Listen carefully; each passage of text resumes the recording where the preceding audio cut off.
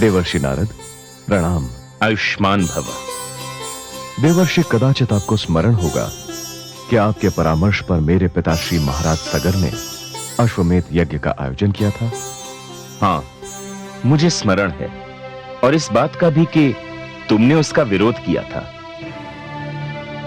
हाँ देवर्षि, क्योंकि मैं भयभीत था अपने 60,000 भाइयों के आचरण से। किंतु देवर्षि, एक समस्या उत्पन्न हुई है। कैसी समस्या? देवर्षि, ना तो अश्वमेध का अश्व वापस आया और ना ही मेरे भाई। पता नहीं वे सबके सब कहां चले गए। पुत्र असमंजस, तुम्हारे पिताश्री को अश्वमेध यज्ञ करने का परामर्श मैंने ही दिया था, तो इसके पीछे कोई कारण भी रहा होगा। कारण? क्या कारण था देवर्षि? कारण जानकर क्या करोगे पुत्र? हाँ, मैं ये बात अवश्य बता सकता हूं कि वह अश्व कहां है। कहां है वो अश्व देवर्षि, कहां है? वह अश्व कपिल मुनि के आश्रम में है। कपिल मुनि के आश्रम में? हाँ। और मेरे भाई? इसका उत्तर भी तुम्हें कपिल मुनि के आश्रम जाकर ही मिलेगा। नारायण नारायण।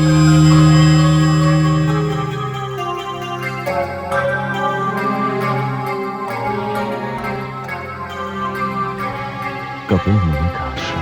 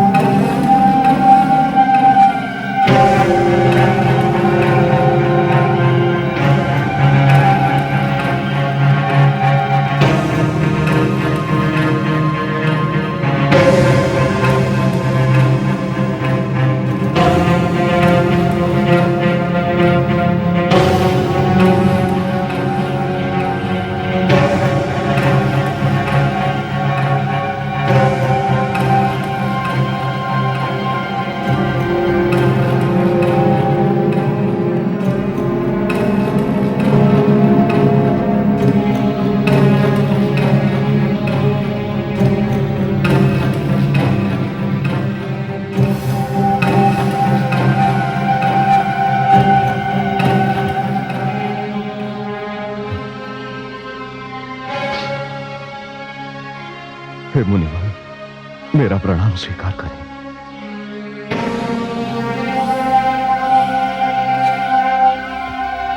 कौन हो तुम?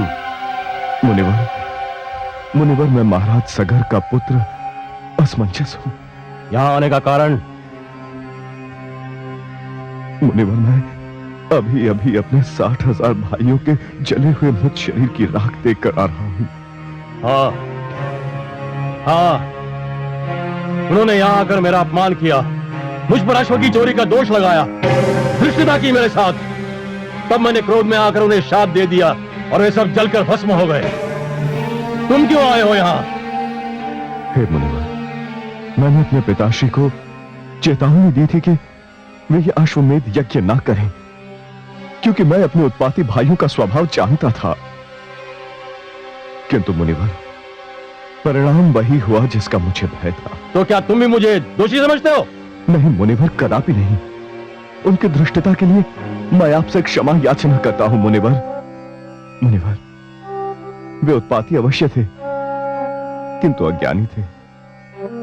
उनका अपराध क्षमा कर दीजिए मुनिवर। मेरे क्षमा करने से क्या वे जीवित हो जाएंगे? किंतु उन्हें इस पाप से मुक्ति मिल जाएगी मुनिवर। उन्हें क्षमा कर दीजिए।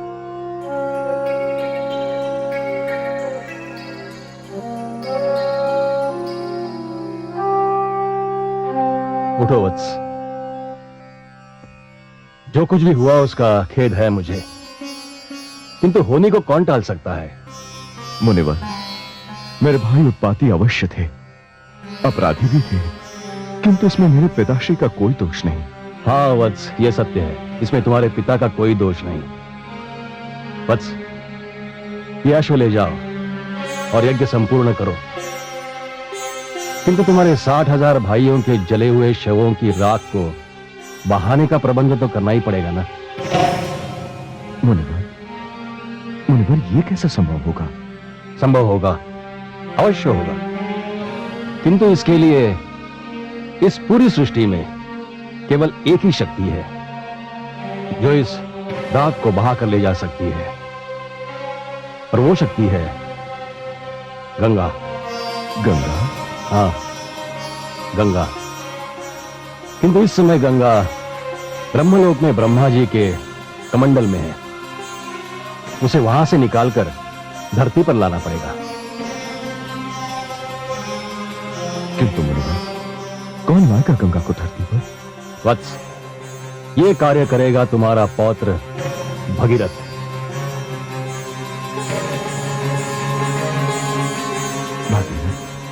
हाँ वत्स, भगीरथ की तपस्या से देवलोक से गंगा धरती पर आएगी और इस राख को बहा देगी, उन्हें मोक्ष प्रदान करेगी। हाँ मुनिवर, हाँ, कोई भागीरथ ही होगा जो गंगा को धरती पर लाएगा। नारायण नारायण। माते, अपने पुत्र को दर्शन दीजिए।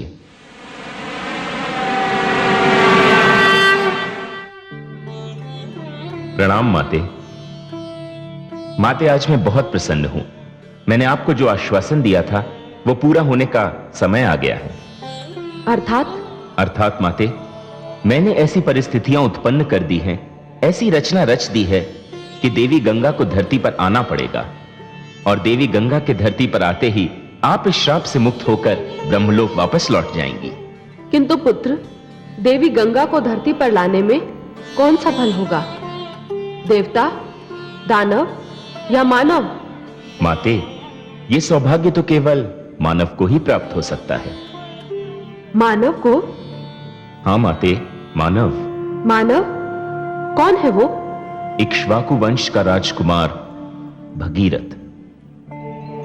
भगीरथ? हाँ माते, भगीरथ के ही प्रयास से देवी गंगा धरती पर वापस आएंगी। प्रणाम माते।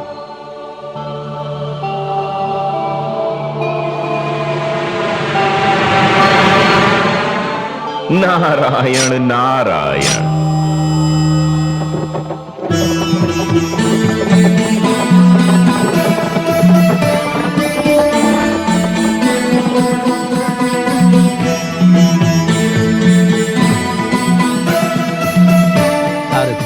उस आश्रम की ओर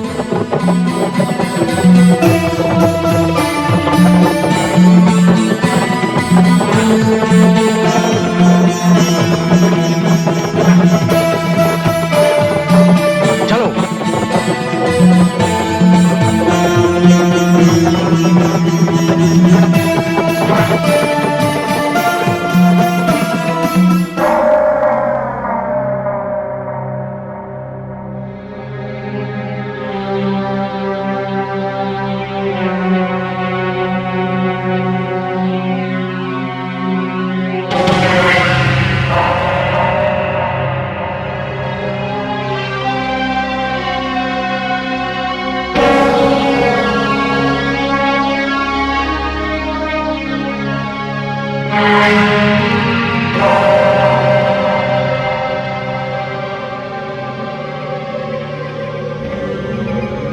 हे पुत्र, हे भगीरथ, हमारा उद्धार करो। एक लंबी अवधि से हमारी आत्माएं कष्ट भोग रही हैं। हमारा उद्धार करो पुत्र, हमें इस कष्ट से मुक्ति दिलाओ।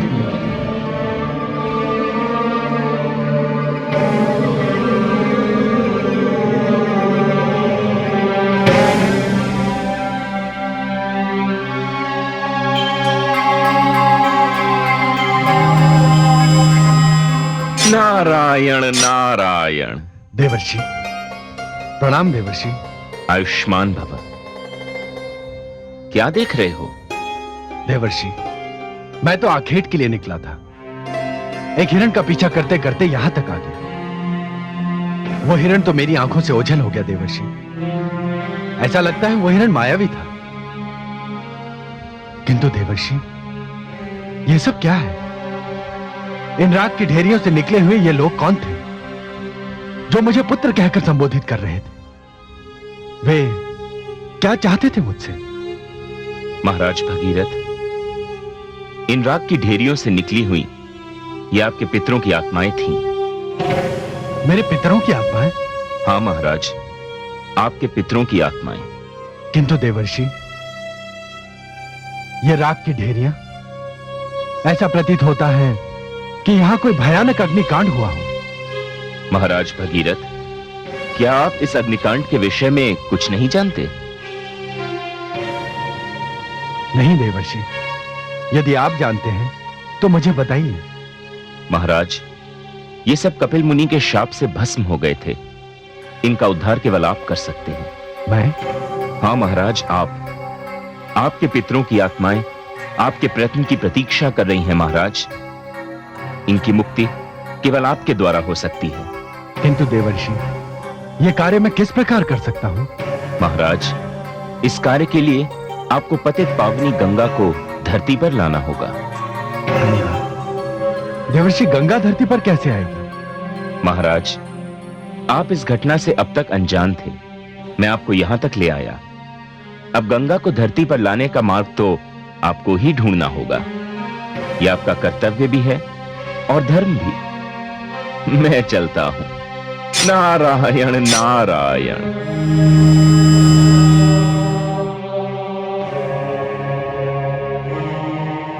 हे पितरों, यदि पतित पावनी गंगा को यहां तक लाने से आपका उद्धार हो सकता है, तो आपका यह वंशज भगीरथ आज यह प्रतिज्ञा करता है कि वो गंगा को धरती पर अवश्य लाएगा। मुझे आज्ञा दीजिए, मैं गंगा की खोज में जा रहा हूं।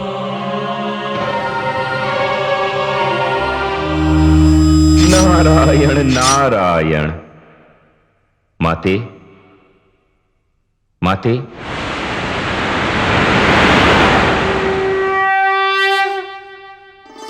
प्रणाम माते। पुत्र, आज तुम्हारे मुखमंडल पर प्रसन्नता की जो आभा दिखाई दे रही है, उससे ऐसा प्रतीत होता है जैसे तुम्हें किसी विशेष समस्या का समाधान मिल गया है। माते, आपसे क्या छिपा है? आप तो साक्षात ज्ञान, बुद्धि और विद्या की देवी हैं। माते, मैंने महाराज भगीरथ को गंगा अवतरण के कार्य पर लगा दिया है।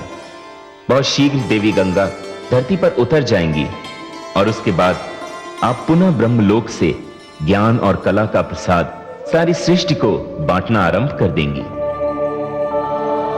पुत्र नारद, हमारे निजी संबंधों से अधिक चिंता तुम्हें जगत कल्याण की रही है, इसीलिए तो तुम देवर्षि कहलाते हो।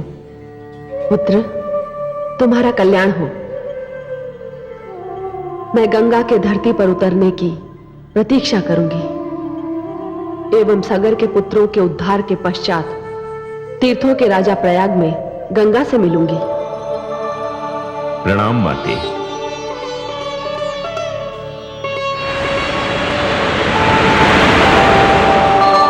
नारायण नारायण।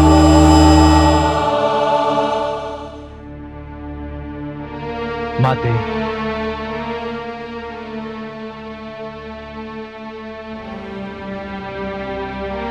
माते, आपका यह अज्ञानी बालक न जाने आज तक किस भ्रम में अपना जीवन यापन कर रहा था। मुझे आज ज्ञात हुआ है कि मेरे पितरों की आत्माएं अकाल मृत्यु के कारण भटक रही हैं और मैं अज्ञानी रात सुख का भोग कर रहा हूं, आखेट और क्रीड़ा में मग्न हूं। माते, मुझे मेरे पितरों के उद्धार का मार्ग बताइए। आपकी तो सदैव मुझ पर विशेष अनुकंपा रही है। माते, मुझे कृपा करके बताइए कि गंगा के अवतरण का मार्ग क्या है। माते, जब तक मैं आपसे इस बात का उत्तर नहीं पाऊंगा, यहीं इस प्रकार भूखा प्यासा पड़ा रहूंगा। और आप तो जानती हैं माता कि आपका ये पुत्र जब कुछ ठान लेता है तो कभी पीछे नहीं हटता। मुझे मार्ग बताइए माते, मुझे कृपा करके मार्ग बताइए, मुझे मार्ग बताइए माते। हाँ, मुझे ज्ञात है।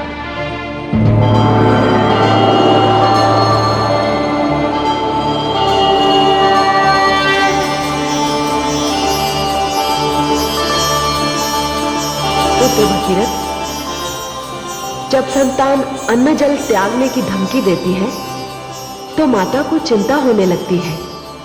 मैं आपका आभारी हूं माते। जब मेरे कथन मात्र से आपको इतनी चिंता हो गई तब तो मैं समझता हूं कि मेरा कल्याण हो गया। मुझे मार्ग बताइए माते। पुत्र भगीरथ, इसके लिए तुम्हें कैलाश जाना होगा। वहां देवी पार्वती से विनती करनी होगी। गंगा इस समय ब्रह्मलोक में है और उन्होंने ब्रह्मा जी के कमंडल में आश्रय ले रखा है। गंगा ब्रह्मलोक छोड़ने पर सहमत हो जाएं, यह कार्य केवल महादेवी पार्वती द्वारा ही संभव है, क्योंकि वे दोनों बहनें हैं। धन्यवाद माते, मैं जाऊंगा, मैं कैलाश अवश्य जाऊंगा।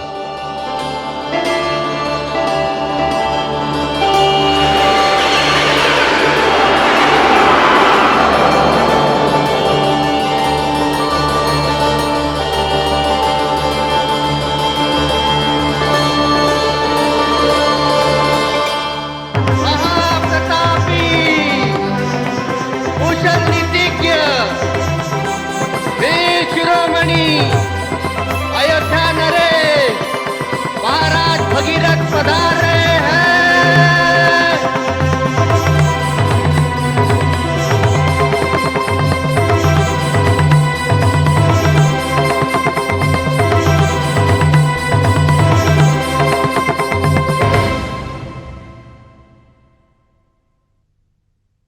महाराज की जय हो। अनुमति हो तो कुछ निवेदन करूं? महामंत्री जी, मैं भी अपनी प्रजा से कुछ निवेदन करना चाहता हूं, किंतु आप जो कुछ भी कहना चाहते हैं निसंकोच कहिए। महाराज, ये ब्राह्मण देवता हमारे अतिथि हैं। ये उत्तराखंड से पधारे हैं और उत्तराखंड राज्य की राजकन्या के आपसे शुभ लग्न के संबंध में आपकी अनुमति लेने आए हैं। प्रणाम महाराज। हे ब्राह्मण देवता, मुझे खेद है, इस समय मैं आपको अपनी सहमति प्रदान नहीं कर सकता। क्यों महाराज, क्या हमारी राजकन्या आपके योग्य नहीं है या हमारे महाराज? नहीं ब्राह्मण देवता, आपकी राजकन्या सभी दृष्टियों और हर प्रकार से हमारे योग्य है, किंतु हमारी नियति हमारे साथ नहीं। इस समय मेरी प्राथमिकता कुछ और है। कदाचित आप सब जानते हैं कि मेरे महान पूर्वज महाराज सगर के पुत्रों की अकाल मृत्यु हुई थी।